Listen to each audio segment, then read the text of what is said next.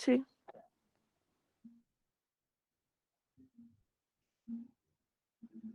Es que quiero probar con, a ver si alcanzamos con el tiempo para ver algo de la música de esa época también.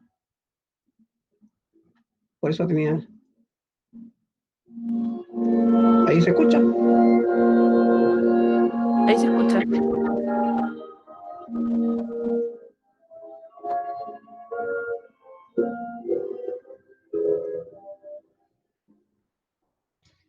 Ya, bueno. Después vamos a ver eso de la música. Bueno, ya tenemos 9, 10 personas, podemos partir. Comentaba que primero darle la bienvenida a esta segunda etapa y que entre las cosas que vamos a ver, preparé algo para que conozcan la situación política y el tema del plebiscito, para que lo conversemos en la próxima semana, probablemente en cada clase o juntando los 3/4, no sé, pero creo que es mejor que sea en cada curso, aunque me repita la presentación, pero en realidad da lo mismo, da la relevancia del tema. Así que vamos a hacer como una pausa, aunque no es tan pausa porque está relacionada directamente con los contenidos que hemos visto, o sea, todo lo que tenga que ver con nación, Estado, política, plebiscito, es parte de lo que hemos visto del siglo XIX. Así que vamos a hacer una pausa ahí para entrar en la política contingente en la próxima clase. Pero hoy día la idea es como plantear cuáles son los elementos de base del siglo XIX, porque ya pasamos por el siglo XVIII y las consecuencias en la Revolución Francesa, independencia de Estados Unidos, todo esto. Y ahora ver qué pasa con el mundo después de Napoleón. Y en esa mirada vamos a revisar principalmente hoy día 4 conceptos, que es el liberalismo, el nacionalismo, el positivismo y el romanticismo, que son como las ideas que mueven a este siglo XIX.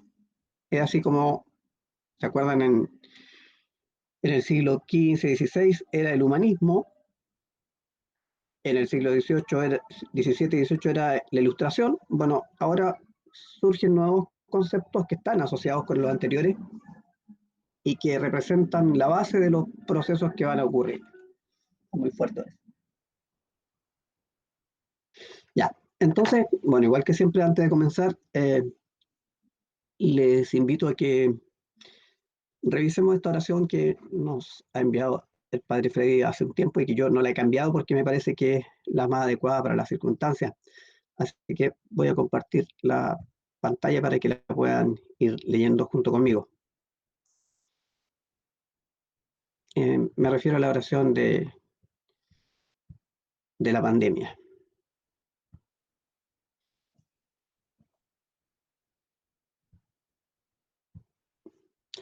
¿Se ve bien el tamaño?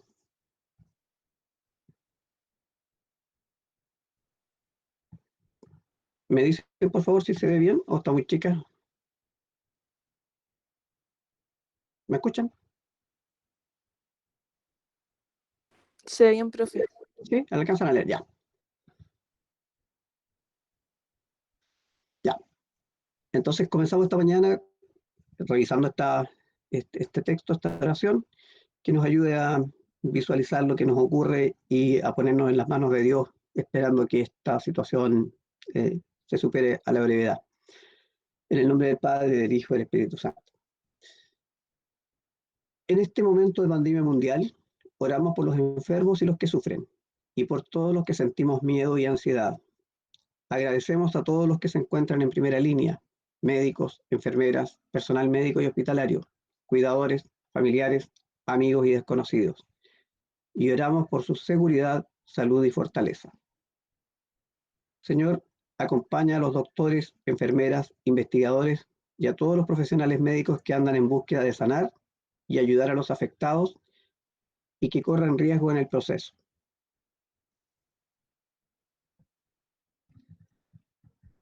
Permíteles sentir tu protección y paz. Acompaña a los líderes de todas las naciones. Dales la visión para actuar con amor y un verdadero interés en el bienestar de la gente a la que deben de servir. Oramos también por la Madre Tierra, que pueda superar el agotamiento, pueda recuperarse del agotamiento y la devastación que le hemos hecho sufrir, y que ella nos ayude a descubrir cómo resistir este virus, cómo restaurar la belleza y diversidad de la naturaleza, y cómo renovarnos nosotros mismos y nuestros estilos de vida. Oramos unos por otros para que podamos ser precavidos sin estar paralizados, ejercer la responsabilidad social y pensar en los más débiles y vulnerables, encontrar formas creativas de conectarnos, mostrar cuidado y compartir compasión. Idear formas de ayudar a quienes se verán más gravemente afectados por las medidas adoptadas para abordar la crisis, y escuchar y aprender de esta experiencia. Jesucristo, tú que atravesaste pueblos y villas curando toda dolencia y toda enfermedad, por tu mandato los enfermos fueron curados. Acude a nuestra ayuda hoy en medio de la propagación global del coronavirus para que podamos sentir tu amor curativo. Cura a todos los enfermos con el virus, que puedan recuperar sus fuerzas. Sánanos de nuestros temores, cúranos de nuestro orgullo, el cual nos hace asumir invulnerabilidad ante una enfermedad que no tiene límites. Jesucristo, sanador de todo, acompáñanos en estos tiempos de incertidumbre y pena. Con confianza clamamos al Dios de la vida y la esperanza por misericordia y curación. Amén. Bueno, eh, vamos ahora a la segunda parte, que tiene que ver con, como digo, trabajar con estas ideas. Eh, y para eso voy a apoyarme en una presentación que ya la hemos visto, si no me equivoco, o por lo menos la primera parte.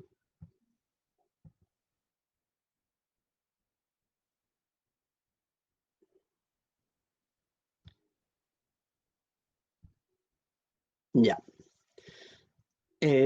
Como decía al comienzo, nos vamos a centrar hoy en principalmente 4 conceptos, 4 ideas que nos ayudan a entender cómo es Europa y también el mundo en el siglo XIX, es decir, después de Napoleón, ya en la época contemporánea.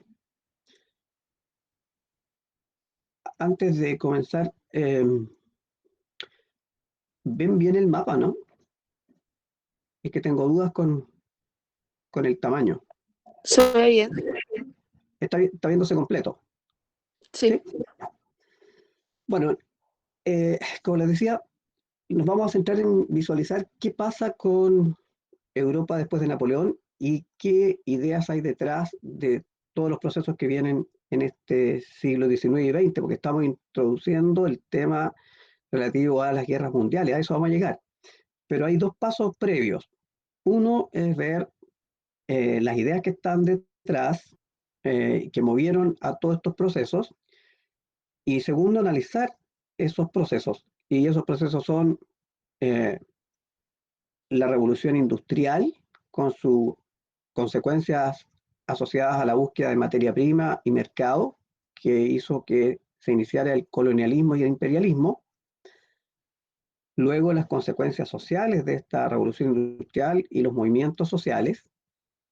Y finalmente los conflictos asociados a la competencia de las naciones poderosas, que explica un proceso que se llama la paz armada. Eso es previo a la Primera Guerra Mundial. Entonces, para que podamos tener claridad en cómo estos procesos se desarrollan, es importante saber qué ideas están detrás. Y por eso, como decíamos hace un momento, así como en el siglo XV, XVI hablábamos del humanismo, en el siglo XVII, XVIII hablábamos de la ilustración y el racionalismo. Bueno, ahora en el siglo XIX hablamos del liberalismo, nacionalismo, romanticismo, positivismo. Es claro que el liberalismo y el nacionalismo no nacieron de la nada, están vinculados directamente con las ideas ilustradas y las revoluciones. De hecho, si ustedes recuerdan, los gritos de los revolucionarios franceses eran libertad, igualdad, fraternidad. Y el concepto de nacionalismo lo vamos a ver emerger cuando los franceses se unan para defenderse de las coaliciones enemigas que quieren destruir la revolución. Entonces, no es que surjan ahora estos conceptos. Ya. Entonces, para llegar a ellos, tenemos que aclarar que una vez que Napoleón es derrotado por los distintos países que formaron las coaliciones, ¿alguien me puede recordar 3 o 4 de esos países? ¿Cuáles son los países o reinos que se opusieron a la Francia revolucionaria y derrotaron finalmente a Napoleón? Inglaterra, Inglaterra, ¿ya? Alemania. ¿Existía Alemania Ah, no. como tal? No todavía. No, todavía Rusia. no se unificaban. Ya, era Prusia, Alemania, digamos, Gran Bretaña o Inglaterra, Prusia, dos más. Estados Unidos, o Estados todavía no. Unidos intervino contra Napoleón. ¿Ah? ¿Intervino Estados Unidos contra Napoleón? No sé, por eso le pregunto. Es que No, no, tengo no. dudas sobre eso. Son todas potencias europeas. Son todas vecinos de Francia. Inglaterra, dijeron Prusia, dos más.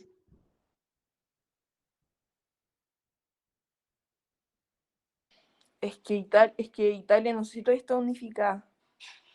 No, Italia todavía no está unificada porque Napoleón la conquistó Por y eso. pasó a ser parte del Imperio Napoleónico. Entonces no tiene la fuerza para un proceso de recuperación. Lo vamos a ver enseguida eso. ¿Cuáles son las Rusia, otras dos? El Rusia y Reino de Austria. España. Rusia y Prusia. Ya. Entonces, Gran Bretaña o Inglaterra, Austria, Prusia y Rusia.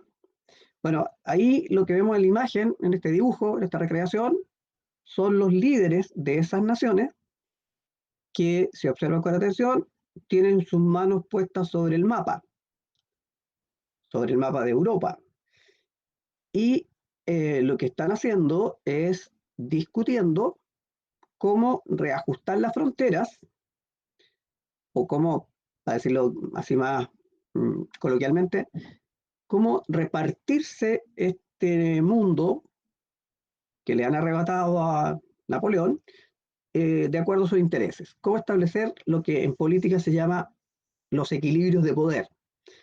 Entonces, en el fondo, vuelvo atrás, los vencedores de Napoleón, después de la batalla de Waterloo, se reúnen en Viena, por eso se llama Congreso de Viena, y en este congreso, en esta reunión, que duró un tiempo largo, discutieron cómo reordenar este mundo después del caos que fue las revoluciones, la Revolución Francesa y las guerras contra Napoleón. Entonces, el objetivo del Congreso de Viena es establecer un nuevo orden político, un nuevo orden en el equilibrio de poder. Y discutirán largamente sobre cómo repartirse las posesiones que le van a arrebatar a Francia, por ejemplo, que se va a achicar. Así entonces, el cuadro lo que está ilustrando es ese Congreso de Viena, que es un congreso de carácter político y es un congreso de carácter internacional. Son distintos reinos representados ahí discutiendo el nuevo mapa de Europa. Y el objetivo segundo de este Congreso de Viena es restaurar. ¿Restaurar qué? El orden y restaurar la monarquía. Por lo tanto, volver a instalar otra vez a los Borbones en Francia. Y esta restauración entonces implica restaurar el orden y restaurar la continuidad política de las mismas casas reinantes que estaban antes. El tercer concepto que está en el título, porque primero fue Congreso de Viena, restauración, el tercer concepto es Santa Alianza. ¿Alguien recuerda qué era eso? Porque eso también estuvo incluido en la evaluación última. ¿Qué era la Santa Alianza?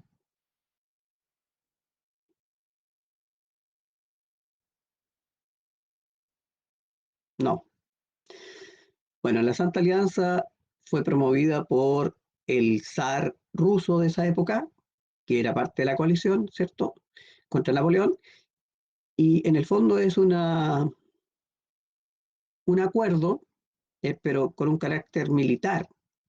Es como las Naciones Unidas hoy día. Es una organización donde concurre contingente de todas estas naciones que forman parte del Congreso de Viena, con soldados en la eventualidad que aparezcan nuevas revoluciones. O sea, dicho de otra manera, coloquialmente, de nuevo, la Santa Alianza es como el extintor o los bomberos que van a estar disponibles para apagar cualquier incendio revolucionario. ¿Preguntas sobre esto? ¿Hay algún concepto que no haya quedado claro?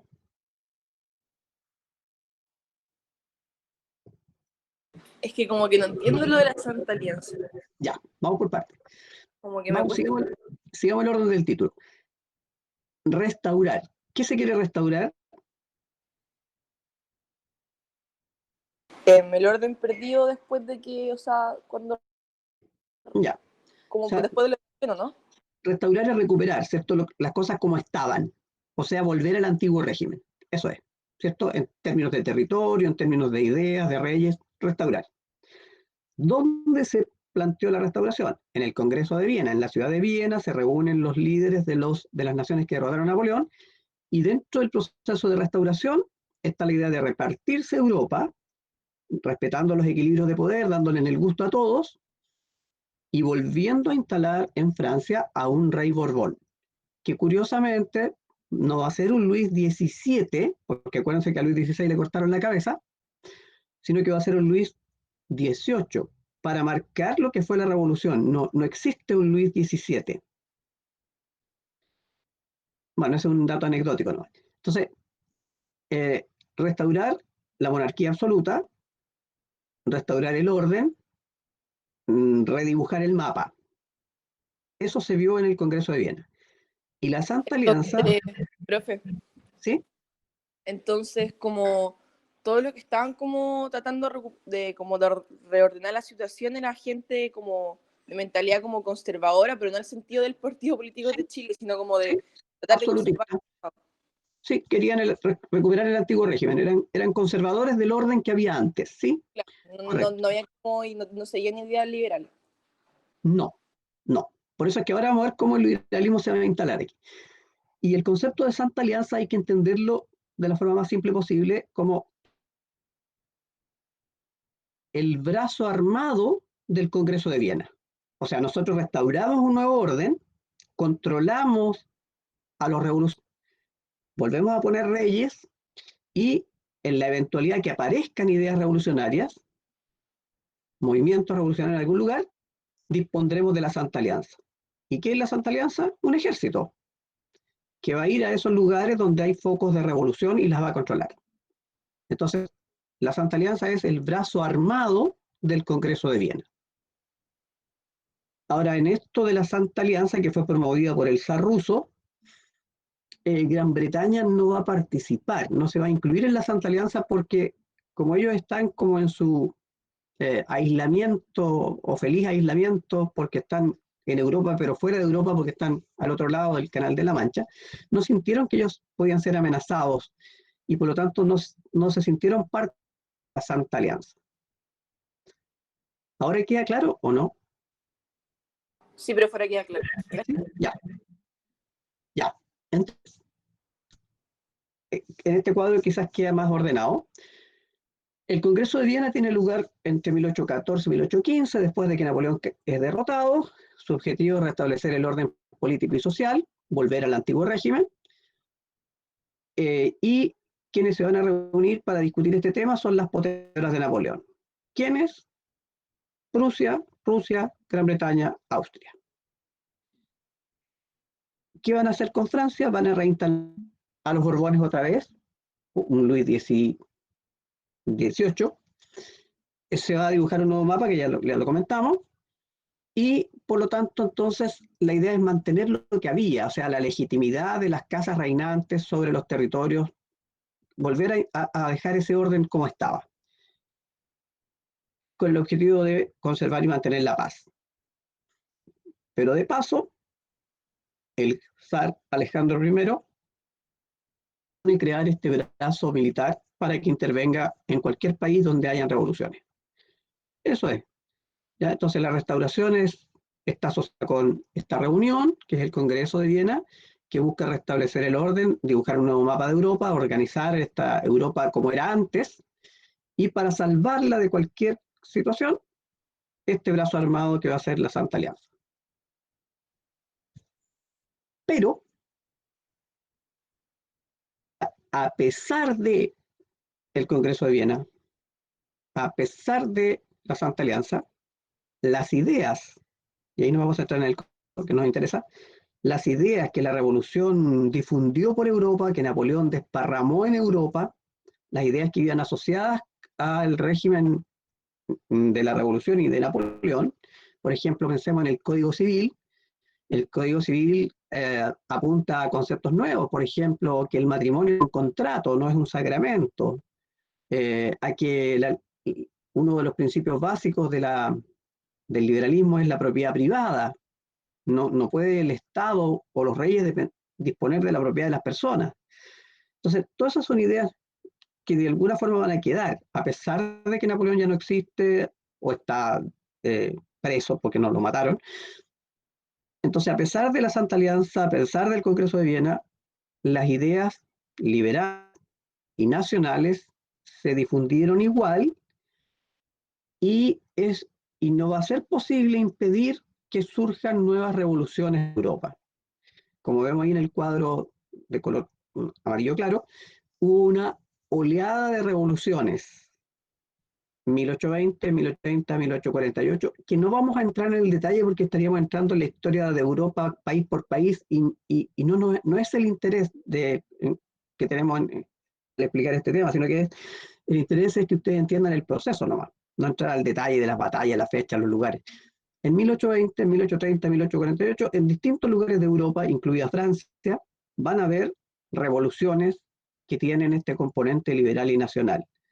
O sea, podríamos decir que el Congreso de Viena y la Santa Alianza fracasaron a la larga, no lograron su objetivo, no pudieron impedir que las ideas nuevas que nacieron en la Revolución Francesa y el pensamiento ilustrado igual se fueran transformando en cambios políticos. Profe, ¿y la Y Santa Alianza intervino en alguna revolución? ¿Fue como al país a tratar de sí, calmar las cosas? sí, en las cuestiones que tenemos ahí, en 1820, 1830 y en distintos países, fueron las fuerzas militares, pero fueron derrotadas. Y los países lograron cambiar su régimen o liberarse. Voy a explicar enseguida sobre la liberación. Un caso distinto es el caso de Italia y Alemania, que si bien también tuvieron guerras y conflictos internos, fue eh, por la misma razón que las oleadas revolucionarias. Entonces, para entender esto es que necesitamos dejar muy claro qué es el liberalismo, qué es el nacionalismo, que son las dos ideas principales que mueven a las revoluciones y que van a provocar esta crisis del sistema de la restauración, van a impedir que se consolide esta vuelta al antiguo régimen. Entonces, vamos a la idea. Eh, el liberalismo es una filosofía, una ideología, un pensamiento, ¿cierto?, que parte del concepto de libertad. eh, Se intenta mostrar o materializar esta idea de libertad en una mujer, ¿cierto? La libertad guiando al pueblo, un cuadro que lo vamos a ver más adelante, o la Estatua de la Libertad de Estados Unidos, que en realidad fue diseñada y construida y luego regalada a los Estados Unidos, porque los franceses quisieron, cuando Estados Unidos cumplió 100 años de su independencia, la idea era mostrarle al mundo que el proceso norteamericano fue con ideas francesas. Entonces, los norteamericanos le mostraron al mundo que toda esta ideología ilustrada, todo este pensamiento nuevo se podía materializar. Porque recuerden que los Estados Unidos de Norteamérica fue el primer Estado moderno con una constitución inspirada en los ideales de la Revolución Francesa.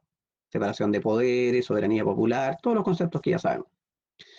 Bueno, entonces, el liberalismo es un pensamiento que, una filosofía, una manera de ver las cosas que postula que los estados existen para que los ciudadanos puedan gozar de ciertos derechos. Y lo más importante acá es, por eso está con mayúscula, ciudadanos, no súbditos. Ya no estamos hablando de personas que dependen de la voluntad de un rey, ciudadanos, personas con capacidad de decidir y participar en la política y votar. Entonces, los ciudadanos existen en el Estado no para estar al servicio del Estado, sino que al revés, el Estado está al servicio de los ciudadanos para defender la libertad y los derechos de estas personas. Entonces hay un Pero nuevo concepto de Estado, ¿sí? aquí en Estados Unidos, cuando se... ¿Cómo es el sistema como de votación allá? ¿Es voto directo, votación directa, indirecta? ¿Quién eran los ciudadanos? Etcétera. Es indirecto el sistema, es bien complejo, porque ellos tienen un régimen, primero un régimen federal, es decir, existen los Estados Unidos de Norteamérica en plural, porque cada territorio y cada estado puede tener leyes propias y elige a sus gobernadores, pero todos los estados participan en la elección presidencial.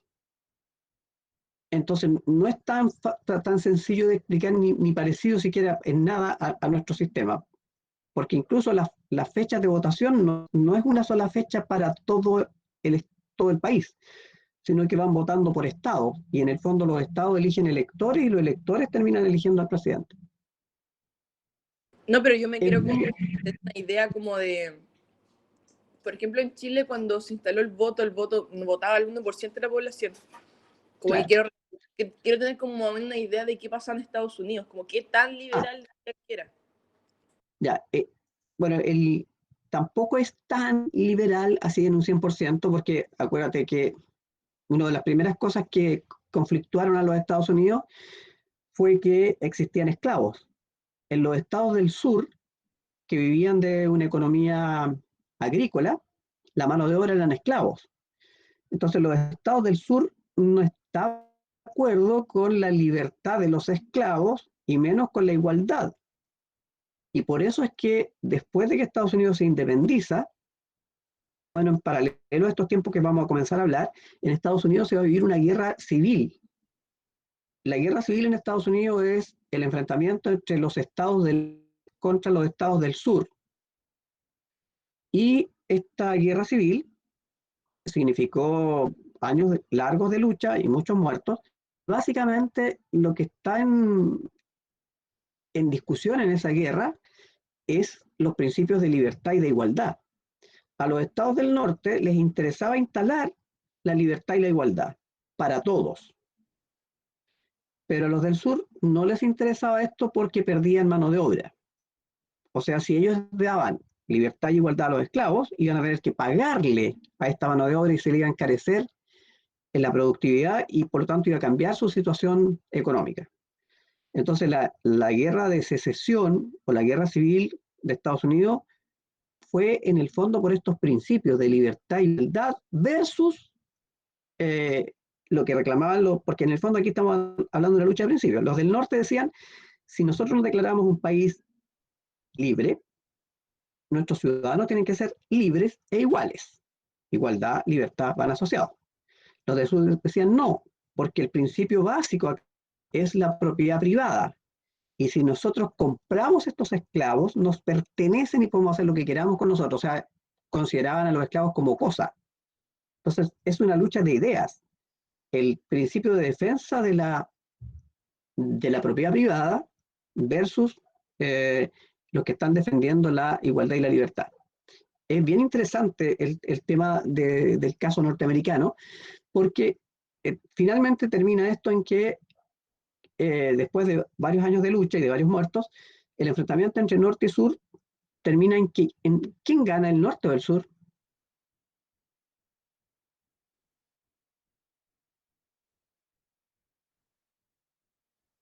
Norte, Se le dio libertad a los esclavos, ¿no? norte o no. El norte. No sé si vieron la película 12 años de esclavitud. véanla, está en Netflix. 2 años de esclavitud muestra cómo, a pesar de que ya había terminado la guerra civil, igual había una situación que duró mucho tiempo que afectaba a los negros que en los estados del sur querían seguir manteniendo la esclavitud. Bueno, y está el tema del Ku Klux Klan, hay mucho más que podríamos hablar. Pero, a ver, no sé si contesto tu pregunta. Fernanda, ¿cierto? Te habías preguntado. No sé si queda claro, o sea, el caso de Estados Unidos es distinto porque hubo una guerra civil, pero finalmente ganó el liberalismo y se impone entonces la idea de la libertad, la igualdad. Incluso es más, agregó un solo dato más, ¿no? Se le ofreció la posibilidad a los negros, africanos, esclavos, que incluso si no querían vivir en Estados Unidos, se fueran a África. Y para facilitar eso, Estados Unidos compró un territorio en África. Hoy día es un país, es Liberia, la tierra de la libertad, Liberia. Y Estados Unidos administró Liberia por hartos años y muchos descendientes de esclavos se fueron a África. Pero cuando Estados Unidos les dejó autonomía para que se autogobernaran, se generó un conflicto súper grave ahí de luchas internas que fue bastante violento y todavía Liberia no logra superar su situación. Es un estado con conflicto. Bueno, quizás me fui muy lejos, pero en concreto, en el caso de Estados Unidos, costó triunfar a la idea de la libertad y la igualdad por la oposición de los estados del sur que eran esclavistas. Pero, ya entiendo. Una mini pregunta, es que esto es lo que quería en verdad como que me respondiera. Que Ya. cuando los estadounidenses votaban, ¿qué tan como abierto era ese voto? O sea, ¿votaban las mujeres? ¿Votaban solamente los No, hombres? solo Eso los es hombres. mi pregunta, como para tener esa comparación. Ya, solo los hombres. Lo mismo que pasó en el resto de... ¿Te acuerdas? En la Revolución Francesa lo mismo, votaban los hombres. Incluso hubo voto censitario en algunas ocasiones y voto universal en otras ocasiones. Lo mismo que nos pasó a nosotros en Chile. Nosotros partimos con voto censitario y costó pasar al voto universal. Voto censitario es restringir el voto a que las personas tengan bienes o sepan leer y escribir o tengan ciertas características especiales. Sí. Ya. Es que eso quería Entonces, ponerla más o menos algo, eso claro. ya, Gracias. entonces, no sé, para eso estamos, para aclarar las dudas. Entonces, el liberalismo postula entonces un concepto político que tiene que ver con esta idea de la igualdad de todos los ciudadanos, la soberanía nacional, ¿cierto? Porque somos libres, porque nosotros tenemos el poder, los ciudadanos tenemos el poder, tenemos la soberanía, podemos elegir a quién nos gobierna y podemos elegir la forma de gobierno. Y por eso es que se está pensando en Chile, ¿cierto? En un plebiscito próximo para decidir si queremos mantener la misma constitución o cambiarla. Incluso de qué manera, si se cambia, se va a hacer esta nueva constitución. El pueblo lo va a decidir. Por eso son 2 votos. Ya. Y de ahí asociamos con esta idea de la constitución, porque en esta lógica del liberalismo está la doctrina del constitucionalismo, que para que exista el Estado, él tiene que tener leyes, y leyes para todas y aceptadas por todos. Entonces, la Constitución es esa ley fundamental que define la existencia del Estado. Y el Estado es la nación, las personas, organizadas políticamente por una Constitución y las leyes, y que habitan un mismo territorio. O sea, la definición clásica es que el Estado es la nación organizada en un territorio. Y esa misma Constitución define cómo va a funcionar políticamente ese Estado. Y una de las cosas que se instaló fue la idea de la división de poderes. Y ahí se define, cada país define cuánto dura cada cargo, cómo se renueva, etc. Otro principio asociado al liberalismo es el derecho a propiedad. Entonces, en el fondo, el liberalismo no es solo una idea política, ni solo filosofía, sino que tiene varias dimensiones. Básicamente, el liberalismo tiene un área política, un área económica, fundamentos políticos, fundamentos económicos.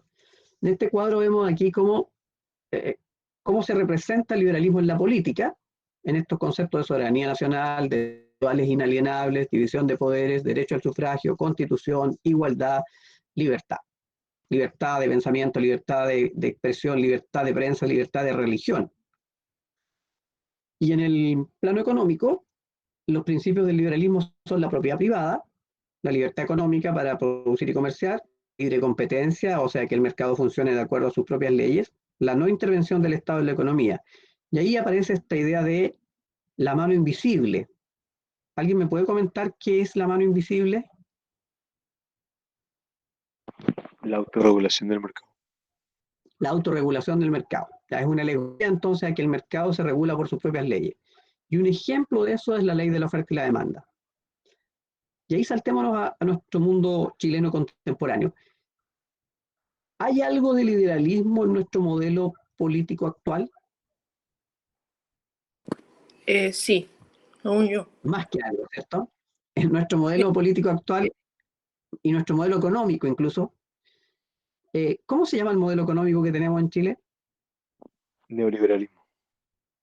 Neoliberal. El nombre propio del modelo chileno es economía social de mercado. Y esta economía social de mercado es de inspiración neoliberal. O sea, no estamos hablando quizás del mismo liberalismo del siglo XIX, sino que del neoliberalismo de fines del siglo XX. Ya. Claro, el concepto de liberalismo con lo que hemos explicado hasta ahora. ¿Sí? Sí, El según silencio yo. aprobado. Ya. Vamos al otro concepto. Nacionalismo. Aquí, para que se entiendan el concepto, antes de la Revolución Francesa, los habitantes de Francia se sentían identificados con el territorio en el que habitaban. Por ejemplo, si alguien vivía en la región de Champaña, esa era su patria. No existía Francia. Es como, por ejemplo, en Chile. Hasta, y todavía, ¿cierto? La gente que vive en Isla de Pascua no se siente chilena. Ellos son pascuenses y todo el resto es el conti. O sea, Chile es el conti, como, o sea, da lo mismo, Argentina, Uruguay, Paraguay, el conti, el continente. Ellos son pascuenses. O lo que pasa un poco con Chiloé. Los chilotes también, por el hecho de ser una isla, ellos se sienten como diferentes del resto. Bien van a trabajar al continente y van a trabajar, les da lo mismo ir a Argentina o a territorio chileno. Incluso muchos chilotes se atienden en el servicio de salud argentino porque en Argentina es más barata la salud y no les pone ninguna limitación para entregar remedio, etc. Funciona distinto. Y lo mismo pasa con Magallanes. Recuerden que los Magallanes tienen hasta una bandera propia. Incluso, bueno, pero por otras razones geográficas, ellos no tienen la misma hora que el resto del país. El cambio de hora no lo hacen. Pero esa fue una decisión de Estado, no de los magallánicos. Entonces, el nacionalismo va más allá de los regionalismos o del vínculo con el lugar donde uno vive solamente. El concepto de nación tiene que ver con reconocer una identidad. Es decir, las personas reconocen pertenecer a un grupo mayor que tiene la misma raza, la misma lengua, la misma historia, la misma religión, las mismas tradiciones, la misma vida, las mismas fiestas típicas. ¿Ya? Entonces, este concepto se reafirmó en las guerras contra los ejércitos de la coalición. Los ejércitos de los reyes de Austria, Prusia, Rusia, eran ejércitos pagados. El ejército revolucionario eran dados voluntarios y algunos obligados por la leva, y iban las mujeres incluso a pelear por la libertad de Francia y de la revolución. Y ganaban contra los ejércitos pagados porque peleaban por su nación, peleaban por un ideal, no por un sueldo. Entonces, bueno, el nacionalismo permitió surgir esta idea de reconocerse. Ahora, quizás más fácil si se lo explico de otra manera. El nacionalismo se va a fortalecer a raíz de este dibujo del nuevo mapa de Europa, porque cuando los líderes de las naciones que derrotaron a Napoleón discutieron el dibujo del mapa, no consideraron a las personas. Es decir, el dibujo del mapa o la distribución del territorio fue arbitraria, fue por de intereses de estos gobernantes. Y por eso, por ejemplo, los habitantes del norte de Italia, sin que les preguntaran, quedaron incluidos en el imperio austrohúngaro. Y por lo tanto, entonces, los habitantes de esa zona norte de Italia tuvieron que aceptar que sus hijos tuvieran que aprender alemán porque las escuelas eran alemanas y el modelo político, perdón, el modelo educacional iba a ser el alemán. ¿Entiende, no? Sí, profe, tengo una duda. Dígame. Es que quiero saber cuál es su respuesta a la pregunta de cuál es la diferencia entre patriotismo y nacionalismo. Ya. ¿Para usted son Es- iguales o son similares? No, a ver, se entremezclan los conceptos, pero el concepto de patria está más asociado con la defensa territorial, está más vinculado con lo militarizado. Por ejemplo, a ver, uno dice los símbolos patrios, morir por la bandera. ¿Ya? El nacionalismo es más identidad. En la Constitución chilena hay un capítulo que se llama Nacionalidad y Ciudadanía. Nunca se habla de patria, porque el concepto patria, patriótico, está más asociado con todo lo que fueron las guerras del siglo XIX. Por ejemplo, en la guerra de la independencia fueron los patriotas contra los realistas. ¿Me entiendes? No se dice son los nacionales contra eh, contra los españoles, sino que son los patriotas. O sea, la patria tiene que ver con eso de lo que yo defiendo. Entonces, las fiestas patrias están asociadas con eso, con la guerra de la independencia. Y el nacionalismo tiene que ver con identidad. Ahora, el nacionalismo se ha llevado a extremo y también se ha, entre comillas, militarizado, porque, por ejemplo, si pensamos en Hitler, Hitler exacerbó el nacionalismo y llevó el nacionalismo a la ultranza, al ultranacionalismo que hace que todos los que no sean arios, alemanes, rubios de ojos azules, sean la lacra de la humanidad y hay que eliminarlo. Entonces los negros, los homosexuales, los judíos, no merecen un espacio. Y por eso vino esta política del exterminio, del genocidio, del holocausto. Entonces, tiene distintas dimensiones el concepto de nacionalismo. Pero respondiendo a la pregunta concretamente, el nacionalismo tiene que ver con identidad y el patriotismo tiene que ver con defensa territorial, con el espacio más bien, con la patria. La patria es el suelo en el que yo vivo, lo que yo piso. En cambio, la nación son las personas. ¿Queda claro? Ya, sí, le entiendo la idea. Gracias, tío. Ya. Lo que quería decir es que por culpa de estas decisiones políticas arbitrarias, las personas quedaron incluidas en territorios o en reinos o en imperios a los que no quieren pertenecer. O sea, se violenta su nacionalidad. Y eso hace entonces que en esos territorios la gente quiera resistirse a ser prusiano. Quiero seguir siendo italiano y quiero educar a mi hijo en el idioma italiano y con la lógica italiana. No quiero que aprendan alemán ni... No. Entonces, eso hizo surgir en los jóvenes un sentimiento de eh, recuperar la identidad. Y eso llevó a que surgieran movimientos clandestinos. ¿Alguien me puede decir, en asociación con esto, qué les dice la expresión mano negra?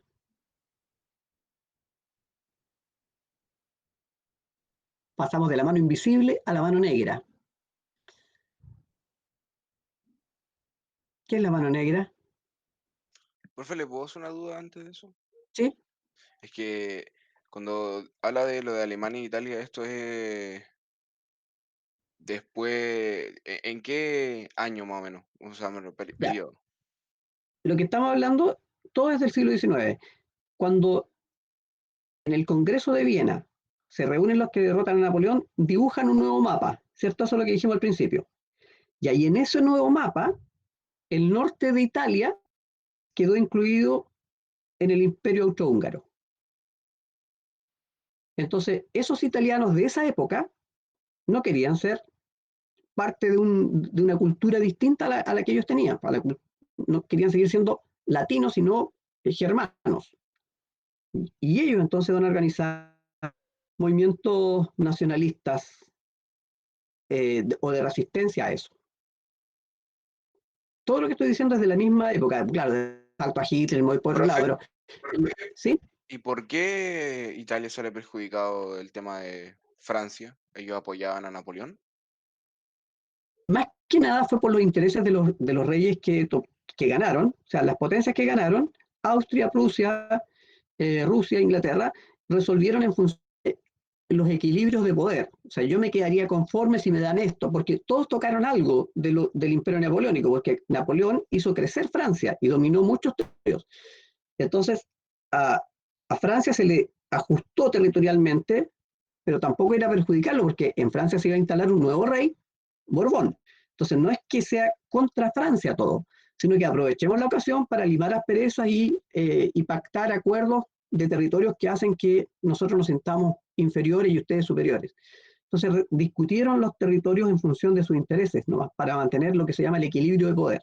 Y la Y palabra en del esa representante italiano como en esa reunión era menos importante, no, digamos. no, ¿O no había ni siquiera? no hay representante de Italia ahí. Ya lo Ah, vamos a ver enseguida, porque lo que pasa es que Italia estaba, después del Congreso de Viena, igual que Alemania, porque Alemania, el concepto de Alemania todavía no lo incorporemos, va a aparecer luego, en 20 años más, de la época que estamos hablando, porque no existía Alemania, existía Austria y Prusia.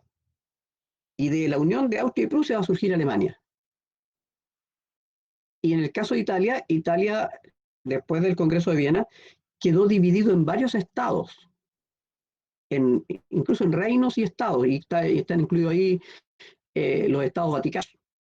Entonces la situación de Italia no hay un rey ahí, va a aparecer después.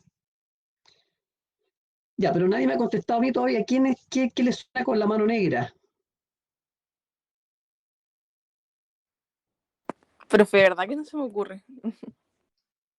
¿corrupción? Están como con la memoria muy perdida porque esto lo vieron en Sí, octavo, profe, lo vieron ¿y en... no era un... ¿Cómo se llama esto? ¿Eran de Austria o eran de otro lado? Porque eran como un grupo asesino, criminal, pero hicieron A ver, ¿de qué tema estamos hablando? ¿Cuál es el concepto que está arriba con el fondo celeste? nacionalismo. Ya, entonces el grupo era nacionalista. No eran ni asesinos ni criminales, eran nacionalistas. El problema es que en ese nacionalismo clandestino de no querer ser parte de, resistieron con la violencia. La Mano Negra es un grupo nacionalista serbio. Los serbios, igual que los italianos, no querían ser parte ni del imperio turco ni del imperio austrohúngaro.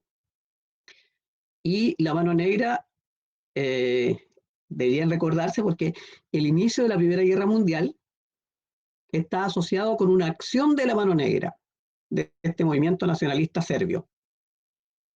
¿No se acuerdan todavía? ¿Qué hizo la Mano Negra, este movimiento serbio, por ahí por 1914? Asesinar a un archiduque austriaco, a Francisco Fernando, que andaba de visita en esa zona. Pero a ver, eso solamente lo quiero usar esa referencia para que entiendan que hay dos tipos de nacionalismo. Está el nacionalismo clandestino, que es el de resistencia a ser parte de estas políticas, y está el nacionalismo explícito, que tiene que ver con que los países o los nuevos estados o los reinos quieren mostrar su superioridad o competencia con otro. En esta época se recuperaron los Juegos Olímpicos de la época de los griegos, y en estos Juegos Olímpicos competían las naciones y competían por el orgullo de derrotar a otra nación. O sea, el que no sé, pues los ingleses le ganaran a los alemanes en competencia atlética era orgullo nacional. Y los que les interesa el cine, hay una película que te tenía interesante, se llama Car Fuego, que ilustra ese proceso. de cómo comenzaron de nuevo estas competencias atléticas en este contexto del siglo XIX y fueron también elementos del nacionalismo, pero abierto. O sea, yo corro por la bandera, corro por el país, le gano al otro país. Entonces el nacionalismo tiene que ver con un concepto de identidad que lleva a las personas a sentirse parte de algo y la nación es parte del Estado. Por eso les decía, la definición de Estado es, el Estado es la nación políticamente organizada en un territorio. Pero dadas las circunstancias, hubo dos tipos de nacionalismo. El nacionalismo clandestino, que se transformó en grupos nacionalistas extremos que recurrieron a la violencia, por ejemplo, como la Mano Negra, por defender sus intereses nacionalistas. Y está el nacionalismo explícito, que puede aparecer libremente en la prensa y exacerbar la diferencia entre unos y otros y decir los productos son los mejores. O si es chileno es bueno. ¿Queda claro o falta algo más?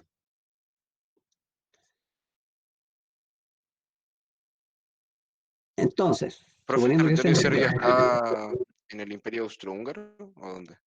En ese ¿qué cosa? momento. Serbia sí, por el Congreso de Viena, tanto Italia como la zona de Serbia quedó dentro del Imperio Austrohúngaro.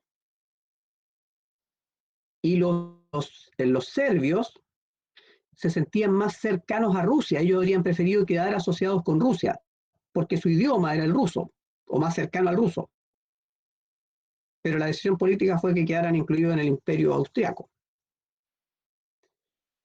Ya, entonces, podríamos afirmar que el nacionalismo mueve, por eso ese es un factor dinámico a lo largo del siglo XIX, va a provocar, va a desarrollar movimientos como son, por ejemplo, las revoluciones liberales y nacionales, que están asociadas con ese sentimiento nacional vinculado con eso del... Por eso es que el amor a la patria y el nacionalismo están muy de la mano, son casi hermanos, pero tienen distinta orientación. Uno tiene que ver con el sentimiento de identidad y el otro con la defensa territorial. Ya, entonces, volvamos atrás. A pesar del Congreso de Viena, a pesar de la Santa Alianza, el liberalismo por un lado y el nacionalismo por otro, llevaron a que se siguiera alterando el orden europeo y hubieran luchas y revoluciones liberales y nacionales. Y estas revoluciones liberales y nacionales también se dieron en América, como es la independencia de Chile. Entonces, el nacionalismo es un concepto que va más atrás del siglo XIX, nace en el siglo XVIII, que está asociado con la revolución de Estados Unidos y la revolución francesa, y si miramos en el esquema que tienen presente acá, tenemos una visión liberal del nacionalismo y una visión conservadora del nacionalismo. Por ejemplo, este mismo que escribió ¿Qué es el tercer estado? ¿Se acuerdan un texto que analizamos? Para Sieyès, que es liberal, la nación son todos los individuos que se someten a la misma ley. Y eso es lo que va a influir en las revoluciones liberales y nacionales de 1820, 1830, 1830. ¿Y qué tiene de liberal este pensamiento? Es que se basa en el principio de la soberanía nacional y que la nación surge fruto de un pacto voluntario, el contrato social. Porque queremos ser una nación, acordamos cómo nos organizamos y nos damos una constitución. ¿Ya? Vamos al otro lado, al plano conservador. El nacionalismo conservador, por ejemplo, tomemos el ejemplo de Herder, que es alemán. El concepto es que la nación va más allá de la persona. Dice, la nación trasciende al individuo, es espiritual y por ello innata. O sea, como que la nación está determinada previamente y no es que, no como la visión liberal, que se puede construir. ¿Ya? Y por esta visión más conservadora es que se va a dar dos procesos que vamos a comentar enseguida, que es la unificación de los italianos y la unificación de los alemanes. O sea, aquí van a ser esta nueva Italia, la Italia republicana, y van a ser Alemania, como la unión de Austria y Prusia. Entonces, hay dos visiones del nacionalismo, o dos modelos, pero tienen elementos comunes que están abajo, elementos que identifican a la nación.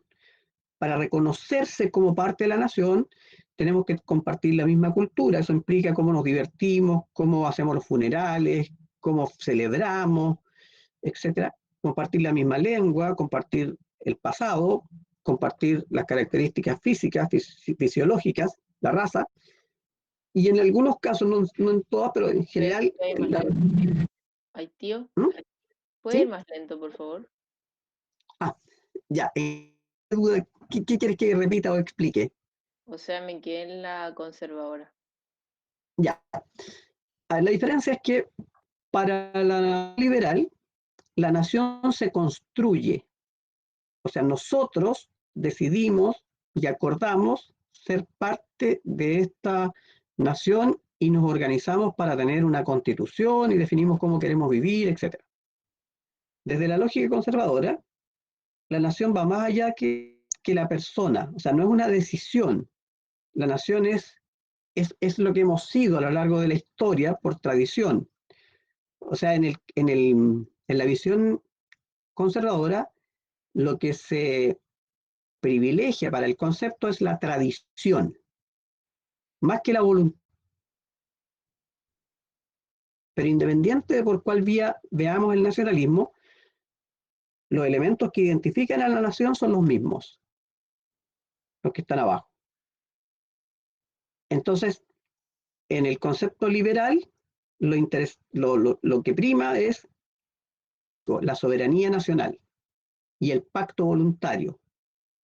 En el concepto conservador, que está más influido por el romanticismo, que es otro concepto que vamos a explicar enseguida, la nación se identifica con el espíritu del pueblo como un concepto que no se traduce, que está ahí en alemán, ¿no? Y ese concepto de pueblo tiene que ver con identificarnos con lo que hemos sido. Me voy a saltar a otra época para explicarlo, tal vez, para que el ejemplo va. Cuando Hitler, me estoy adelantando en el tiempo, cuando Hitler invade algunos territorios cercanos, las primeras invasiones de Hitler no son resistidas porque va a invadir territorios que también tienen tradición alemana, porque la primera mirada de Hitler fue reunificar, construir un nuevo Reich.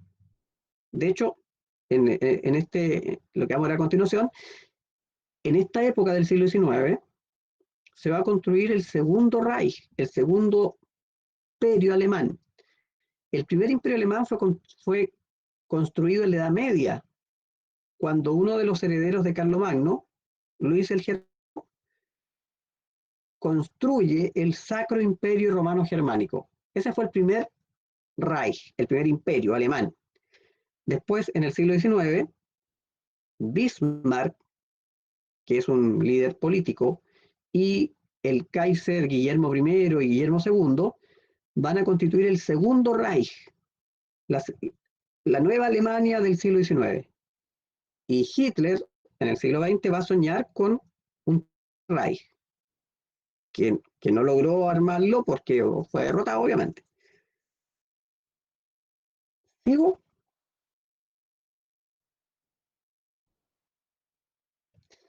Ya. Esto es solo para que se entienda ahora cómo se juntan las cosas. El nacionalismo y el liberalismo van a ser los motores, como idea, de este ciclo revolucionario que se dio en 1820, 1830, 1848. Y en este ciclo revolucionario lo que se buscaba era cambiar la política instaurando regímenes constitucionales o consiguiendo la independencia nacional. Otro componente es el componente nacional, democrático y obrero, o sea, donde las masas populares van a ser parte de estos procesos. No fue la Revolución Francesa. Entonces,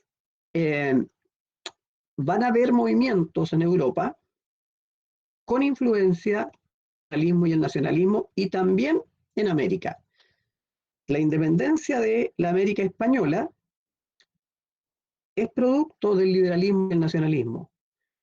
O'Higgins, San Martín, Bolívar son líderes que, inspirados en el nacionalismo, en el liberalismo y movidos por el romanticismo, quieren construir un mundo nuevo. Entonces, las ideas que nacieron en el contexto de la Revolución Francesa, a pesar de la Santa Alianza, a pesar del Congreso de Viena, sobrevivieron y fueron cambiando el mundo. Y muchas monarquías, muchos estados que eran monárquicos pasaron a ser repúblicas en Europa. Y lo mismo nos pasó a nosotros. Nosotros, en América, éramos parte de una monarquía. Toda la América española pertenecía al imperio español y por lo tanto al monarca español. Y durante lo que llamamos el periodo de independencia, desde 1810 hasta 1825, cuando general la América, porque en el caso de Chile llegaríamos hasta 1818 nomás, ¿cierto? Porque en 1818 nosotros nos declaramos independientes, pero faltaba la batalla de Ayacucho y otras más en otros lugares para lograr la independencia de Perú y de otros territorios. Entonces, así como en Europa hubo revoluciones liberales y nacionales, también las hubo en la América española. Y la independencia de Chile es parte de estas revoluciones liberales y nacionales. ¿Preguntas? Profe, ¿una idea nacionalista se le considera patriota? Claro, ahí estamos con el tema. El patriotismo tiene que ver con territorio. La mano negra efectivamente quiere recuperar su autonomía y que le liberen su territorio del extranjero. Entonces, claro, ahí patriotismo y nacionalismo se unen. O sea, por la defensa de lo que consideramos nuestro territorio, nosotros nos vamos para resistir. Profe, es que el patriotismo, como usted lo explicó, tiene una connotación igual como sentimental, ¿o no? Como Romántica, sentimiento. sí. Sí, Pero, ¿y el nacionalismo no tiene también cierto? sí, sí, por eso es que decíamos que cuesta diferenciarlo, pero los conceptos se usan en el nacionalismo como reconocimiento de identidad. Los que nos reconocemos como parte de un algo, pero que no es un territorio, sino que el pueblo. Te doy un ejemplo más claro. Los gitanos y los judíos, hasta antes de 1948 en el caso de los judíos, eran eh, una nación, ¿cierto? La nación judía, pero estaba dispersa por el mundo. Ellos reconocen una identidad, pero no tienen un territorio, no tienen patria. Los gitanos están dispersos por el mundo, no tienen patria. O sea, patria es más bien el territorio. Pero hay naciones sin patria. Los judíos van a tener territorio solo después de la Segunda Guerra Mundial, cuando las Naciones Unidas le concedan un espacio, ¿cierto?, en esta área que hoy día es una zona de conflicto en el cercano oriente, que es Israel.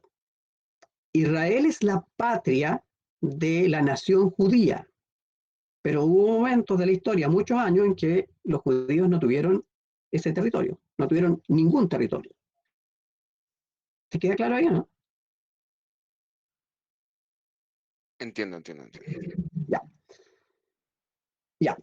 Vamos al de Italia y Alemania, que es diferente a las revoluciones liberales y nacionales de las que hablamos antes. El caso de Italia y Alemania van a imponer este criterio de la nación como tradición, ¿cierto? Entonces acá lo que va a ocurrir es que la condición en que quedó Italia y Alemania después del Congreso de Viena va a hacer que estas digamos, naciones quieran unificarse. Vamos por partes. En el caso italiano, en 1815, que es cuando se lleva a cabo el Congreso, no existía Italia como lo entendemos hoy día. A ver, lo explico mejor. Nosotros, los chilenos, hace poco celebramos 200 años como república, ¿cierto? Desde que nos liberamos de los españoles hasta la fecha, 200 años y un poco más. Ya. Italia, como república, ¿es más antigua o más nueva que el caso nuestro? ¿Qué me dicen? Es más nueva, según yo. Es más nueva. Aunque pensar, pero ¿cómo si los italianos vienen de los romanos? Entonces ellos tienen miles de años existiendo. No, pero la Italia moderna, la Italia como república, con constitución y todo, recién van a ser, en este proceso que vamos a analizar ahora, 1860, 1870. Y ya Chile existía. Entonces, la unificación italiana se va a producir después del Congreso de Viena y tiene que ver con esta idea de el resurgimiento o la recuperación, porque los que mueven la idea del nacionalismo italiano son dos personajes, Giuseppe Mazzini y Giuseppe Garibaldi. Y aquí aprovecho de preguntar de nuevo, por otro color, ya no mano, ¿alguien le dice algo la expresión camisas rojas?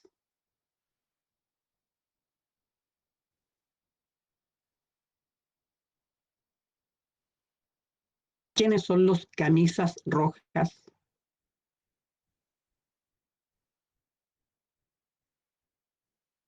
¿No? ¿Quiénes son los camisas negras? ¿Con quién se identifican los camisas pardas? Parda es como ploma, como la camisa scout. Los camisas rojas eran con los italianos del sur. ¿No les suena? ¿Alguien quiere aportar? Camisas rojas. Camisas rojas no eran como los italianos del sur. Los camisas rojas son los seguidores de Garibaldi. Como no es un ejército, sino que son italianos con ganas de formar esta Italia nueva, para distinguirse en los enfrentamientos van a usar camisa roja. Entonces, los camisas rojas son seguidores de la idea del nacionalismo italiano, del risorgimento. Los camisas negras son más tarde, en el siglo XX, tienen que ver con el fascismo y por lo tanto con Mussolini, que siguen a Hitler. Acuérdense que el partido nazi se uniformó y se militarizó, y una forma de uniformarse fue poniéndose estas camisas plomas, que son el mismo modelo de las camisas scout, las camisas pardas. Ya, pero ahora estamos hablando de los camisas rojas. Los camisas rojas son listas italianos, que junto con Garibaldi y junto con Mazzini y un par de personas más van a luchar por la formación de esta patria italiana, de esta nación italiana en realidad, que estaba dividida. ¿Cómo estaba dividida? En 8 estados. Lombardía y Véneto, que estaba bajo el de Austria, lo que le estaba explicando, es en la parte norte. Entonces, cuando ustedes en su luna de miel o después que se titulen vayan de viaje a Europa, cuando pasen por esa zona, cuando crucen de Austria o de Alemania a Italia, van a pasar por una zona donde uno dice, estoy en Italia, pero todos los letreros están en alemán, porque todavía se conserva esa tradición. Ya, el norte de Italia estuvo bajo dominio austriaco por un largo tiempo, y la Mano Negra, perdón, la Joven Italia en este caso, fue una organización de resistencia para lograr la liberación. Otra zona es parte de la Toscana, en Nápoles, que quedó bajo dominio de los Borbones por estas decisiones de los equilibrios de poder, y Piamonte, que está en el que tiene que ver con Garibaldi, decía, y en el medio están los estados pontificios, que eran mucho más grandes que lo que hoy día es el estado pontificio, no solo, en ese tiempo eran 7 más. Entonces, Italia dividida de esta forma se va a unificar, ¿ya? Y esta unificación va a llevar una serie de etapas, ¿cierto? Y enfrentamientos. Víctor Manuel II que ahí lo van a proclamar rey de la Nueva Italia inicialmente, ahora después va a ser una república, van a ir formando este nuevo territorio. A ver, no se mareen con tanta información que hay en esta lámina. Aquí lo que importa es solo que entiendan que en el caso italiano, el proceso que se vivió fue de unificación, pero significó enfrentarse, porque, vuelvo atrás, porque Italia estaba dividida. Entonces, como Italia estaba dividida y bajo poder de distintas potencias, entonces que los italianos decidieron unirse para recuperar territorio e incluso van a afectar a los territorios de la Iglesia Católica, a pesar de lo muy católicos que son los italianos, o eran los italianos, igual le van a quitar territorio al Papa. En este mapa se ve más claro esto. En el primer mapa vemos los distintos territorios. Se fijan que los estados de la Iglesia que están con azul eran hartos, llegaban hasta el norte. Y después eso va a quedar reducido solo al Vaticano, que es un pequeño estado que aún, cierto, existe y es independiente. Pero si miramos el mapa, entonces, la primera Italia tiene varios colores, y en el segundo mapa vemos cómo ya Italia tiene un solo color y está marcado por varias violencias y las principales batallas. Y Roma tiene un color distinto porque dentro de Roma está el Vaticano. Y si miran la imagen al final del mapa, dice, está con amarillo un cuadrito 1871, dice expedición de Garibaldi y los 1000 camisas rojas. Esa fue una de las últimas acciones.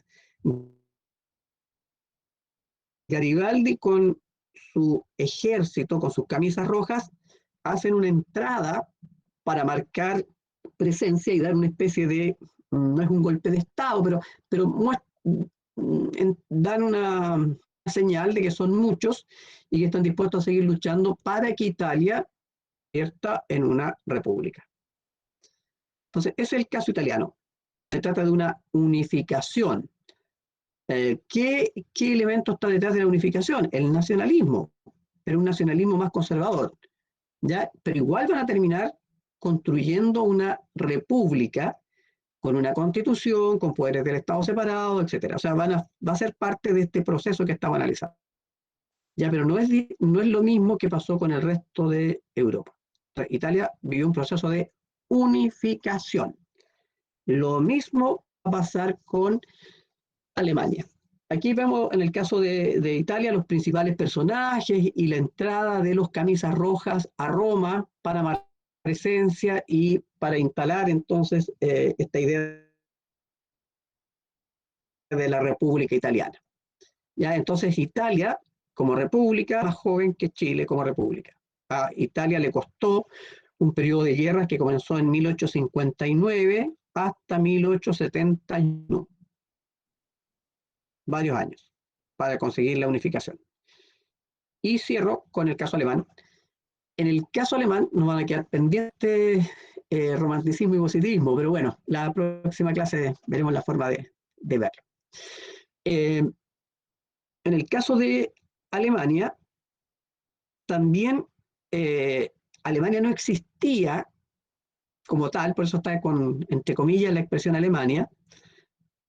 Que existía era Austria y Prusia. Y producto de reconocerse como parte de una misma nación, mismas tradiciones, misma historia, mismo idioma, van a empezar a integrarse, primero con el plano económico, donde dice ahí creación de Zollverein. Zollverein no se traduce, pero es una expresión que alude a, como podríamos decir hoy día, un tratado de libre comercio. ¿Ya? O sea, fue un acuerdo económico para negociar, para integrar, y terminó esto en un proceso de unificación con guerra. O sea, igual los austriacos con los prusianos se van a enfrentar para ver quién tomaba el control de esta gran Alemania. Ya, o sea, la idea era construir un solo paquete, una sola, recuperar la idea de lo que había sido el Reich de la Edad Media. Entonces, conformar un segundo Reich. Y esto llevó entonces a que Alemania se viera enfrentada. Como vemos ahí, en la época del Congreso de Viena, Alemania, que insisto, no existía aún, estamos hablando de Prusia, estaba dividida en varios pequeños, o sea, había una fórmula como federal, ¿ya? La Confederación Germánica. Y entre Prusia, que está al norte, y Austria, que está al sur, empezaron negociaciones para integrarse y en 1834 se firmó este Tratado de Unión Aduanera. Y después las rivalidades y la idea de que alguien tomara el control llevó a las tensiones y a los enfrentamientos, en donde finalmente, después de varios periodos de lucha y de pactos, se va a configurar esta nueva Alemania. Y esta nueva Alemania va a significar entonces que lo que antes era Prusia y Austria, ahora va a ser solo un gran estado alemán. Y ahí va a surgir entonces esta idea de la Alemania, que va a tener primero un emperador. Y después, bueno, el proceso va a ser más tardío cuando se convierte en república. Acuérdense que en la época de la Primera Guerra Mundial, que veremos más adelante, el emperador va a tener que renunciar y se va a constituir Alemania en república, y la crisis de la república es lo que va a aprovechar Hitler para llegar al poder. Te voy a terminar ya, estos son los dos protagonistas de la unificación alemana. En Italia hablamos de Mazzini y Garibaldi, bueno, acá hablamos de Otto von Bismarck, el canciller de hierro, y el Kaiser Wilhelm o Guillermo I. Entonces, estos fueron los dos procesos de unificación que se vivieron en la Europa, en Italia y en Alemania. Y aquí quiero hacer una acotación nomás y con eso termino, en paralelo a los procesos que estaba analizando, ¿qué pasaba en Chile? ¿Qué pasaba en Chile en esa misma época? ¿Alguien me puede aportar ahí alguna idea? ¿En qué situación estaba Chile en esa misma época?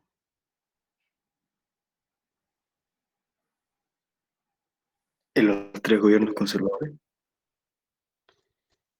Estamos hablando, claro, 1860 más o menos, ¿cierto? Los tres gobiernos conservadores son del 31 al 61. Sería un poquito después, ¿ya?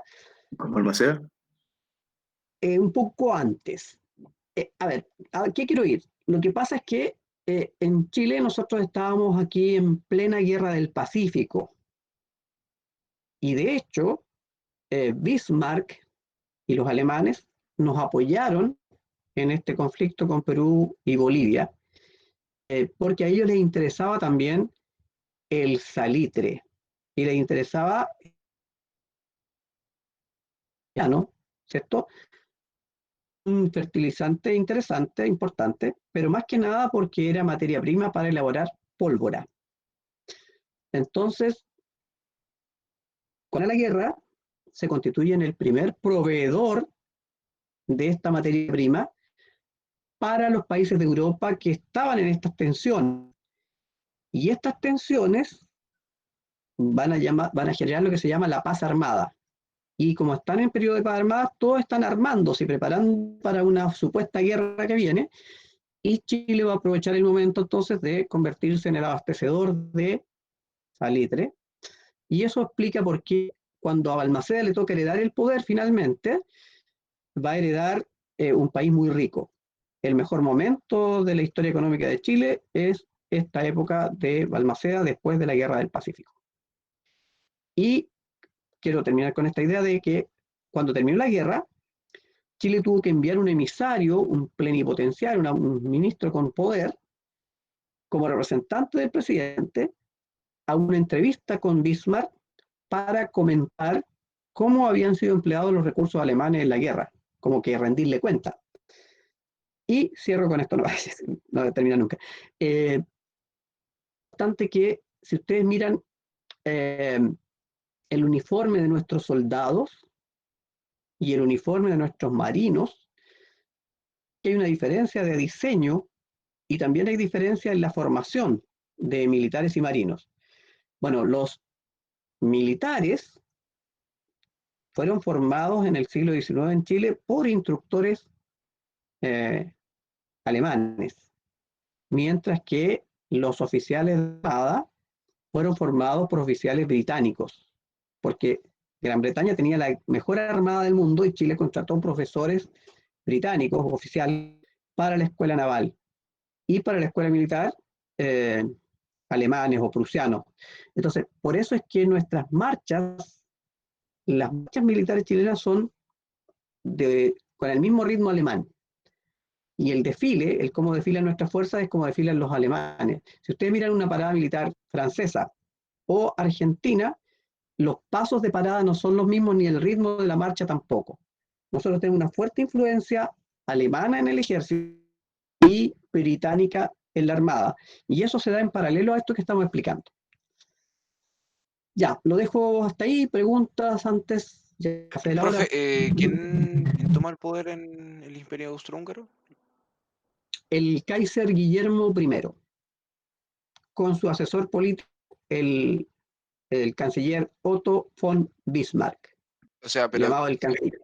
es que usted dijo que iban a luchar para ver quién iba a manejar la Nueva Eso. Alemania. De la lucha entre Austria y Prusia, ¿Sí? los prusianos, que son más militarizados, ganan este conflicto y toman el control. Y quien queda con el control político es el emperador Guillermo I. Y después Otto va a tomar el poder o nunca va a tomar el poder. No. Otto von Bismarck es el canciller, es como el primer ministro. Ya. O sea, el modelo político es hay un emperador y un primer ministro. Como si fuera un rey entonces, el otro, Guillermo. Guillermo I es el Kaiser. La expresión alemana Kaiser significa emperador. Ya. ¿Y por qué emperador? Porque incluye dos reinos. A ver, quizás es interesante esto, dejarlo claro. Un rey gobierna sobre una nación nomás. Y cuando un rey controla territorio, o 3, o 4, o 5, se convierte en emperador. O sea, la palabra emperador es como un rey de reyes. Por eso es que es el Kaiser, porque eran dos territorios, Austria y Prusia, que ahora quedaron bajo el control de uno solo. Es como el concepto faraón. Antes de los faraones había reyes.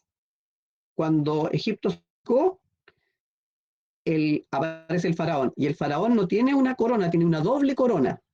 Porque el rey del Alto Egipto y el rey del Bajo Egipto.